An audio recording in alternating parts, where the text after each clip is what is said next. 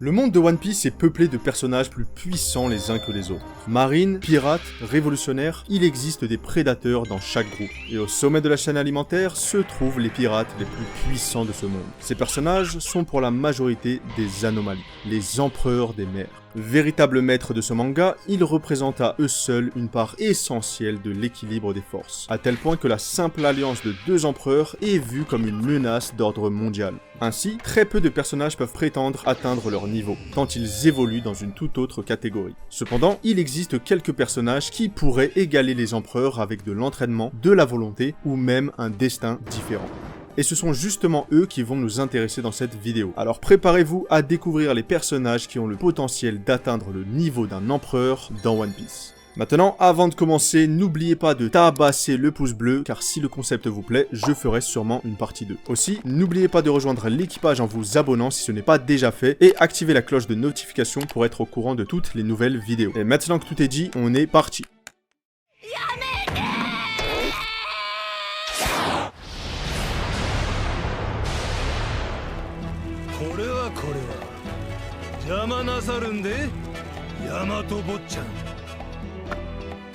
Yamato. Connue principalement pour être la fille de l'empereur Kaido, la princesse Oni est sans aucune hésitation l'un des personnages les plus puissants de One Piece. Et il ne fait aucun doute que si elle continue à s'entraîner, elle s'approchera tôt ou tard du niveau de son père. En effet, même si elle s'est faite assez discrète durant l'arc Onigashima, ses performances au combat sont spectaculaires, et elle mérite d'être mise en lumière. Premièrement, Yamato possède les trois formes du haki, dont le haki des rois qu'elle est capable de revêtir. Et vous savez tout comme moi que cette technique offre un gain de puissance démentiel. C'est simple, selon Kaido, cette capacité n'est maîtrisée que par l'élite des combattants, les top tiers de ce monde. Mais ce n'est pas tout. Yamato s'est démarqué lors de plusieurs confrontations. Tout d'abord face à Ulti, qu'elle a pu mettre KO en un seul coup grâce à sa technique Reimiyake, technique que son père a utilisée pour one-shot Luffy. Un Luffy qui, on le rappelle, venait de vaincre un second empereur. Puis, face à Kaido, Yamato a pu nous montrer toute sa puissance, nous dévoilant par la même occasion son Zoan mythique, la transformant en un loup légendaire. Et je pense que beaucoup ne s'en rendent pas assez compte, mais Yamato a pu tenir tête à son père alors que ce dernier était en forme hybride et qu'il ne retenait absolument pas ses coups. D'ailleurs, c'est impressionnant de voir que Kaido n'a même pas pu se débarrasser de Yamato avant que Luffy n'intervienne. Enfin, il y a également cette courte altercation avec l'amiral Aramaki, aka l'homme problématique. Yamato est rapidement intervenu lorsque ce dernier a mis les pieds sur Wano, et le moins que l'on puisse dire, c'est qu'elle lui a remis les idées en place, lui donnant un énorme coup de massue sur la gueule, chargé de haki des rois. D'ailleurs, si Momonosuke n'avait pas demandé à Yamato d'arrêter de se battre, je vous garantis que le taureau vert serait reparti en slip dans le bureau d'Akainu. Ainsi, toutes ces prouesses nous démontrent clairement que Yamato a toutes les cartes en main pour atteindre le sommet de la piraterie si elle le souhaite. Et sachant qu'elle admire Oden au point de vouloir lui ressembler sur tous les aspects, il n'y a aucun doute sur le fait qu'elle continuera à s'entraîner pour espérer un jour voyager aux côtés de Luffy sur les mers.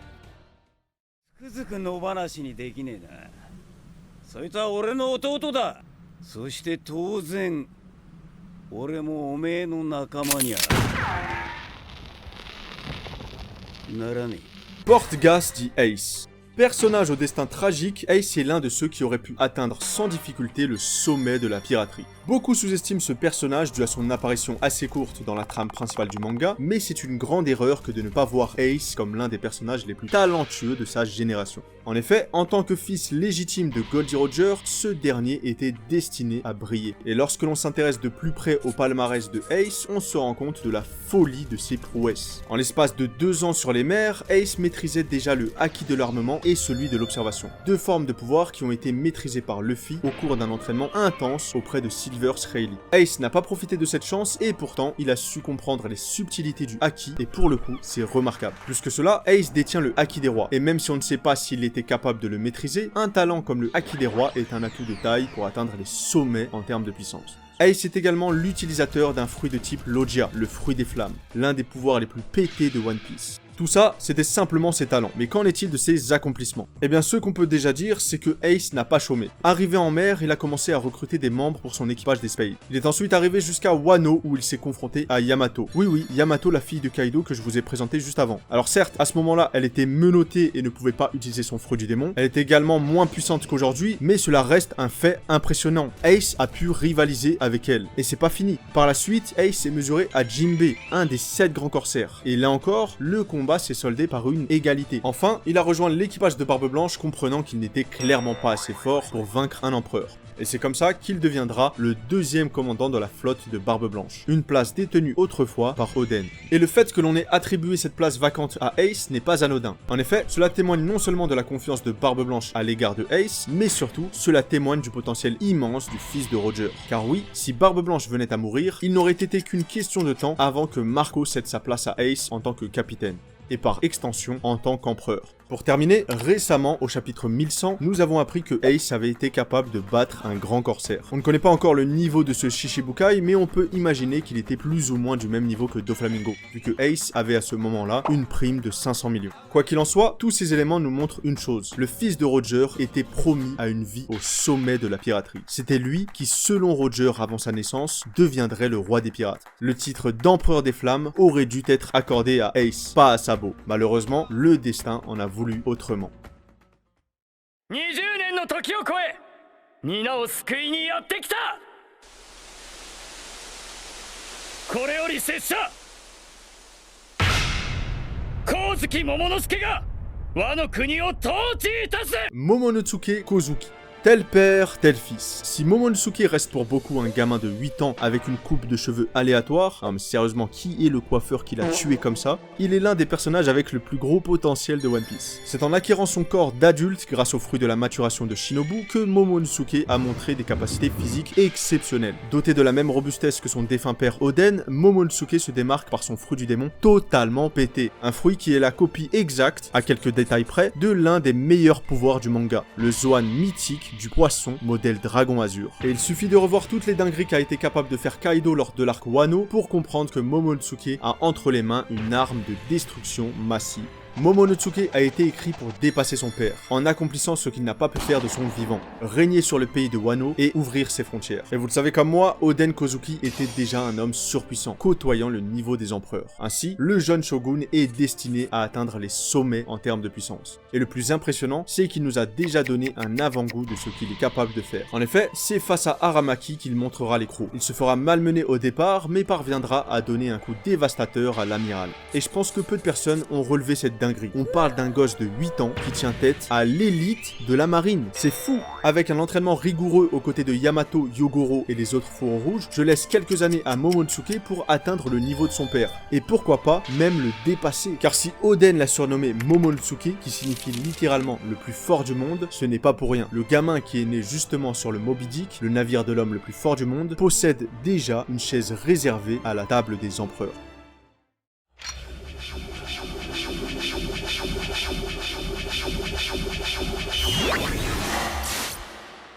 お前らの同盟は一体どうなったんだお前とキッドとアプーの海賊団で結んだ同盟ってやつは Trafalgar dit Waterloo. C'est dans la défaite qu'un homme peut sombrer ou renaître encore plus fort. Quel sera le choix de Law après son affrontement contre Barbe Noire?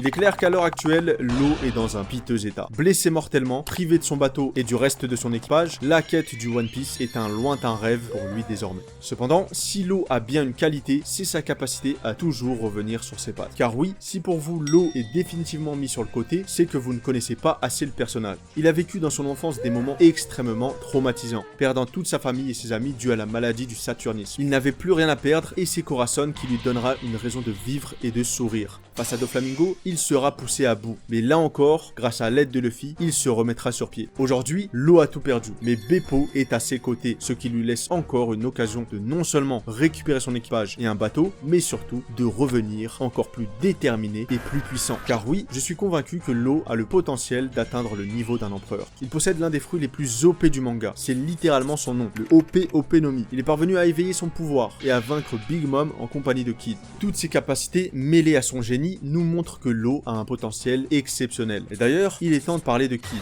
Pourquoi j'ai choisi Law à la place de ce personnage? Pour la simple et bonne raison que la différence de traitement entre ces deux-là est énorme. D'un côté, nous avons un Law qui est parvenu durant un moment à tenir tête à l'empereur Barbe Noire, mettant même à mal son équipage. Là où Kid, de l'autre côté, n'a même pas eu le luxe d'effleurer Shanks. Plus que cela, Law possède encore son second à ses côtés, alors que l'équipage de Kid s'est fait engloutir par la mer après avoir lâchement demandé la vie sauve à Shanks. Après, c'est vrai que Kid est un fonceur, et il ne lâche rien. C'est aussi quelqu'un de très très talentueux au combat, il possède d'ailleurs le Haki des rois, mais c'est surtout un personnage qui représente l'arrogance de la jeunesse. Et il est fort probable que cette énième déculottée ait brisé totalement son esprit. Se retrouver avec plus aucun road poneglyph et se rendre compte qu'on n'est pas assez fort à ce stade de l'aventure, c'est quelque chose qui est très compliqué à encaisser. Et c'est pourquoi voir revenir Kid sur les mers est moins probable que pour Law. D'autant plus que contrairement à Law, Kid n'a jamais exprimé d'autre rêve que celui de devenir le roi des pirates. Là où Law souhaite également en savoir plus sur le dit. Et comme vous le devinez, pour en savoir plus, il faut continuer à avancer.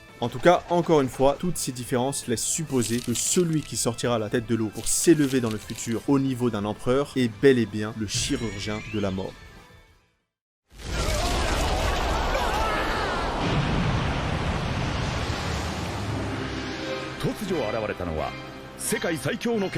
Dracul Mihawk.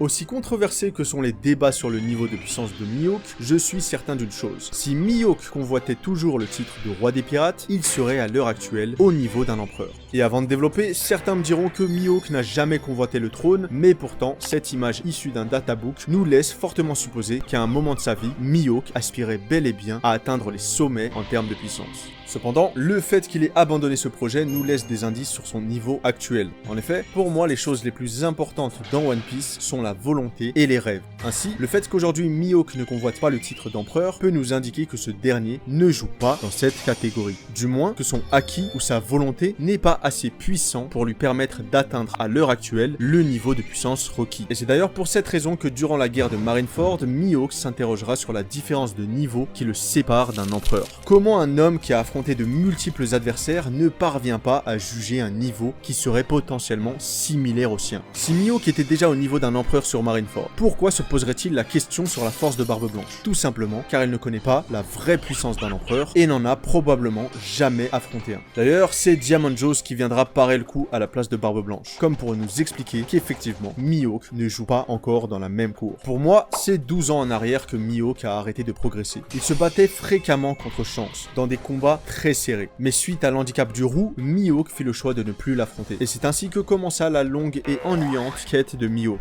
celle de trouver un autre épéiste qui pourrait lui tenir tête. Cependant, paradoxalement, Mihawk souhaite avant tout une vie tranquille, loin des problèmes que sa notoriété en tant qu'ancien chasseur de marine lui a valu. Donc encore une fois, expliquez-moi comment ce personnage qui s'est reposé sur ses lauriers durant des années pourrait d'ores et déjà avoir le niveau d'un empereur, là où pendant ce temps, Shanks a continué à s'améliorer pour atteindre ce rang. Mais alors, pourquoi Mihawk est présent ici? Tout simplement car Oda a fait le choix de le remettre en avant au sein de la Cross Guild, une alliance entre pirates qui pourrait enfin mettre Mihawk à l'épreuve. Car oui, même si ce dernier espérait se servir de son capitaine Baggy pour se la couler douce, le clown aux 1000 pièces avait plus d'un tour dans son sac et a déclaré devant tout son équipage qu'ils allaient chercher le One Piece. Et vu la puissance ridicule de Baggy, vous aurez compris que cet objectif va surtout reposer sur les épaules de Mihawk, car c'est bel et bien lui le bras armé de la Cross Guild. Ainsi, la sueur sur le front de Mihawk signifie une chose, il sait qu'il est désormais contraint à se mettre au travail pour faire de Baggy le roi des pirates. Il s'agit du meilleur moment pour Mihawk de libérer tout son potentiel, et pourquoi pas de nous montrer dans le futur qu'il est capable de tenir tête à un empereur.